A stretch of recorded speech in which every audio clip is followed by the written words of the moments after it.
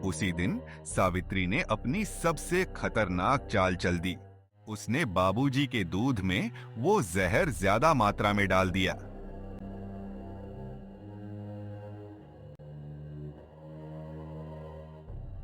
बाबूजी, आपका दूध। खुश रहो बेटी।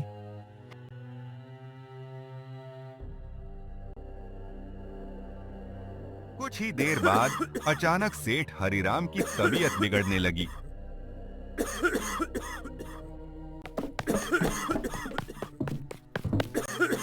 बाबूजी, क्या हुआ आपको? जल्दी डॉक्टर को बुलाओ। पूरे घर में हड़कंप मच गया।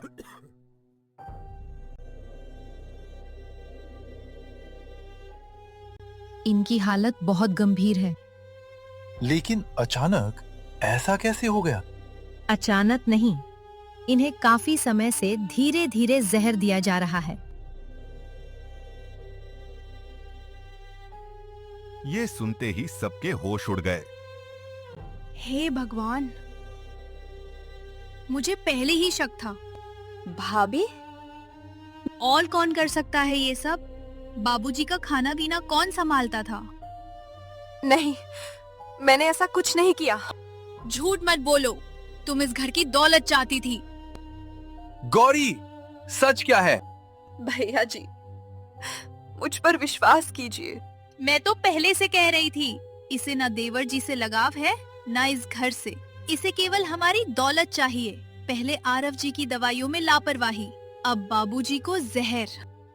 नहीं भाभी, ऐसा नहीं है। आप लोग मेरी बात का विश्वास कीजिए। गौरी, अब बहुत हो चुका। तुम इस घर से चली जाओ। भैया जी, मैंने तुम्हें इस घर की बहू समझा, लेकिन तुमने हमारे भरोसे का फायदा उठाया। नहीं, मैंने ऐसा कुछ नहीं किया। बस, अब मैं तुम्हारी एक भी बात नहीं सुनना चाहता। ऐसा मत कीजिए। मैं आरव जी के बच्चे की माँ बनने वाली हूँ। यह सुनते ही कुछ पल के लिए पूरा कमरा शांत हो गया। माँ? और वो भी देवर जी के बच्चे की? भाभी, ये क्या कह रही हैं आप? सच कह रही हूँ। देवर जी की हालत तो हम सब अच्छे से जानते हैं। फिर ये बच्चा किसका है? बस कीजिए। देखा विक्रम जी, ये आधी जायदाद लेकर अपने किसी यार के साथ भाग जाने वाली थी। सही कह रही हो तुम सावित्री। मुझे तुम्हारी बात पहले ही मान लेनी चाहिए थी। गौरी, अभी की अभी निकल जाओ इस घर से तुम। उधर आरव लगातार रो रहा था। वह सब सच जानता था, लेकिन चाहकर भी कुछ कह नहीं पा रहा था। भैया जी, मुझ पर विश्वास कीजिए। निकल जाओ मेरे घर से। गौरी बार बार रोते हुए आरव को देख रही थी। उधर आरव भी बेबस होकर आंसू बहा रहा था। निकल जा यहाँ से, और खबरदार, जो कभी इस हवेली के आसपास भटकी भी तो। आखिरकार गौरी को घर से निकाल दिया गया। कुछ ही घंटों में पूरे गांव में ये बात फैल गई।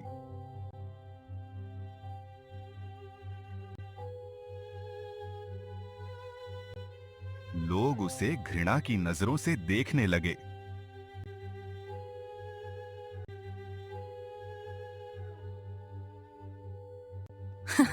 देखा, कैसी निकली संस्कारी बहू। बेचारे सेठ जी, जिस लड़की को बेटी बनाकर घर लाए, वही उनकी दुश्मन निकली।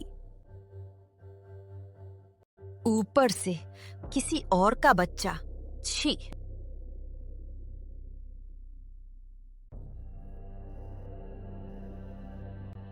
कलमुही, पूरे गांव में हमारी नाक कटवा दी तूने। माँ, मैंने कुछ नहीं किया। चुप! न जाने किसका पाप पेट में लेकर आ दे।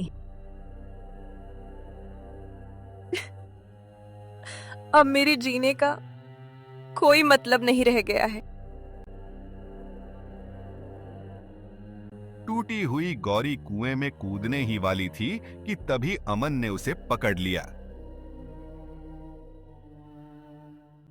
दीदी, अगर आपको कुछ हो गया तो मैं भी नहीं जीऊंगा। अमन का रोता चेहरा देखकर गौरी रुक गई और फूट फूट कर रो पड़ी। उधर गौरी के जाने के बाद आरव पूरी तरह टूट चुका था। अब उसने ठीक से खाना पीना भी छोड़ दिया था। देखिए ना विक्रम जी, देवर जी की हालत फिर खराब होने लगी है। आरव, कुछ तो खा लो। लेकिन आरव बस दरवाजे की तरफ देखता रहता,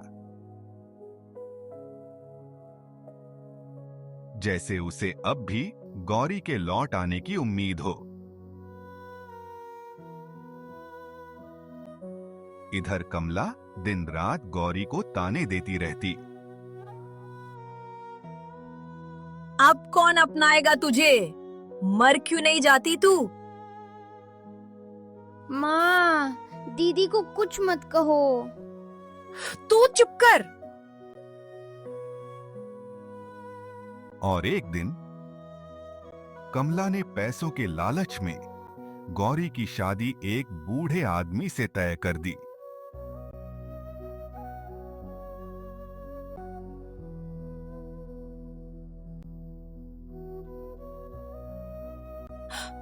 माँ, ये अब क्या कर रही है?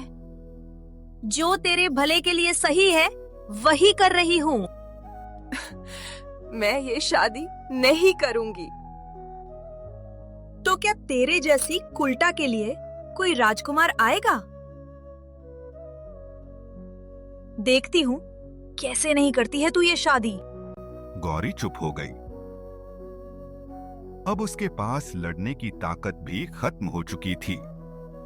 दीदी, अगर मैं बड़ा होता ना तो किसी को भी आपको दुख नहीं देने देता। अमन की बातें सुनकर गौरी की आंखें भर आईं। उधर सावित्री अब आरव को हमेशा के लिए रास्ते से हटाने की योजना बना चुकी थी।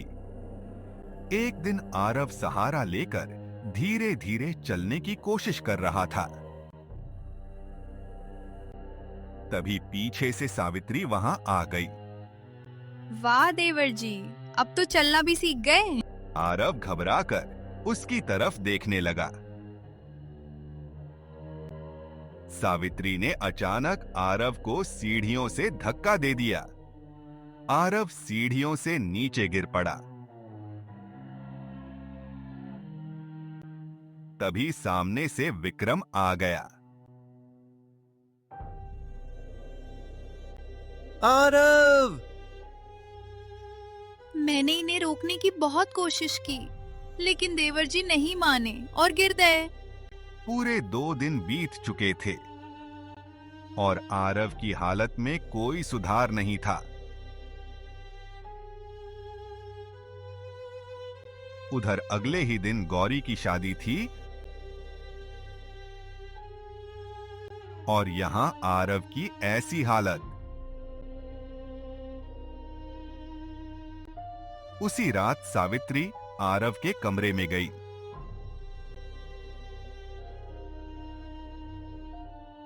देवर जी, कल आपकी प्यारी गौरी किसी और की हो जाएगी। वैसे एक बात बताऊं, तुम्हारी ये हालत, बाबूजी को जहर देना, गौरी पर इल्जाम लगाना, ये सब मैंने किया था। लेकिन अफसोस, अब आप कुछ नहीं कर सकते, क्योंकि आज रात ही मैं आपका खेल हमेशा के लिए खत्म कर दूंगी। तभी पीछे से आवाज आई। बस सावित्री, बहुत हो गया। सावित्री ने घबराकर पीछे देखा। विक्रम दरवाजे पर खड़ा था। उसने सब कुछ सुन लिया था।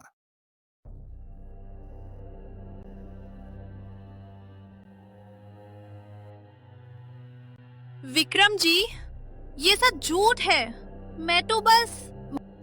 चुप! मैंने अपनी आंखों से सब देख लिया। अपने कानों से सब सुन लिया। मैंने कुछ नहीं किया। अब झूठ बोलने से कोई फायदा नहीं भाभी।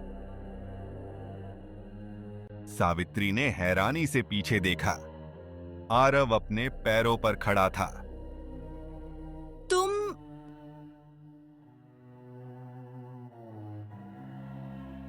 जिस दिन आपने मुझे सीढ़ियों से धक्का दिया था, मैं उसी दिन ठीक हो गया था। लेकिन मुझे इसकी बात पर विश्वास नहीं हुआ, इसलिए हमने घर में कैमरा लगवा दिए। नहीं, ये सब गलत है। गलत आप थी भाभी, जिसने दौलत के लालच में एक मासूम लड़की की जिंदगी से खिलवाड़ किया। तुमने बाबूजी तक को नहीं छोड़ा, और गौरी, उसने तो इस घर के लिए अपनी पूरी जिंदगी दांव पर लगा दी। फिर भी तुमने मेरे मन में उसके खिलाफ जहर घोला। सावित्री डर के मारे कांपने लगी। और हां भाभी, रहा सवाल गौरी की जबरदस्ती दूसरी शादी का, तो मैं अब अपनी पत्नी का एक बाल भी बाका नहीं होने दूंगा।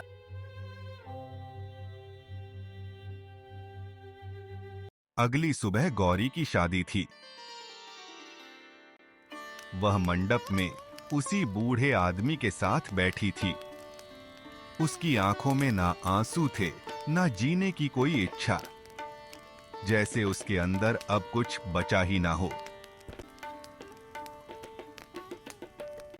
तभी अचानक बाहर हलचल मच गई।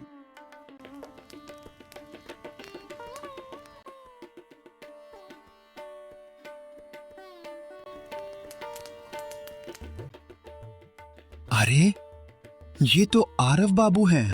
उसे अपने पैरों पर चलता देखकर पूरा गांव हैरान रह गया। गौरी ने जैसे ही आरव को देखा, वह खुद को रोक नहीं पाई और फूट फूट कर रो पड़ी।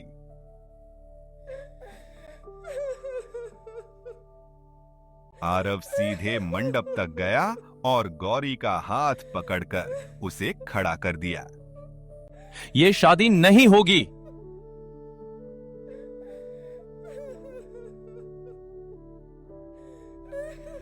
लेकिन तुम होते कौन हो? मैं पति हूं इसका। पूरा मंडप सन्न रह गया।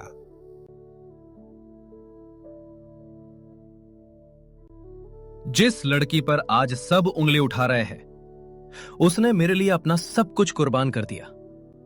जब मैं पूरी तरह टूट चुका था, तब इसी ने मुझे संभाला, मुझे फिर से जीना सिखाया। और जब इसे मेरी सबसे ज्यादा जरूरत थी, तब मैं इसका साथ भी नहीं दे पाया। गौरी लगातार रोए जा रही थी। और जिस बच्चे को लोग पाप कह रहे हैं, वो मेरा बच्चा है, और मेरी पत्नी का चरित्र गंगा की तरह पवित्र है। यह सुनते ही पूरा माहौल शांत हो गया। तभी पीछे से विक्रम आगे आया। उसकी आंखें शर्म से झुकी हुई थीं। गौरी, मुझे माफ कर दो। मैंने दूसरों की बातों में आकर तुम्हारे साथ बहुत बड़ा अन्याय किया। गुनहगार सावित्री थी। उसने ही बाबूजी को धीरे धीरे जहर दिया और तुम्हें फंसाया। गौरी स्तब्ध रह गई।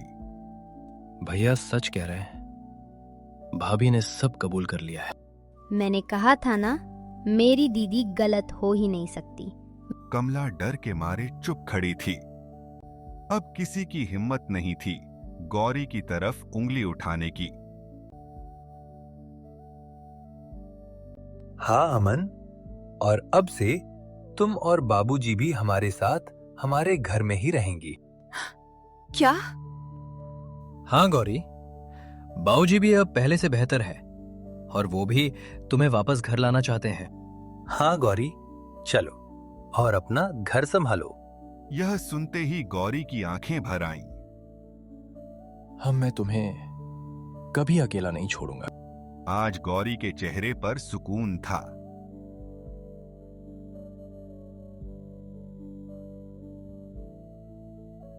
कुछ देर बाद आरव, गौरी, अमन और रामदीन हवेली की ओर लौट गए। लेकिन इस बार गौरी उस घर में बेबस होकर नहीं, अपने सम्मान के साथ वापस जा रही थी।